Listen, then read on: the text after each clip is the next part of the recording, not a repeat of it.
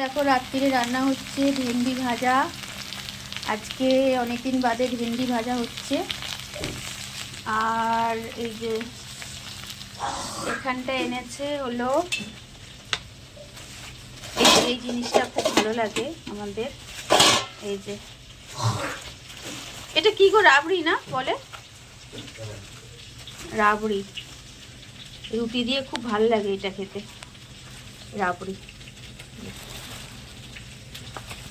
আর চলো দেখাচ্ছি আমার মেয়ে কি এনেছে। এটা কি রে এনেছিস তুই? ও চিকেন, ওরা একটু বাইরে গেছিল, এই চিকেনের এটা এনেছে। এই চিকেন ড্রামস্টিক এনেছে। ঠিক আছে বন্ধুরা, এখন রাখছি।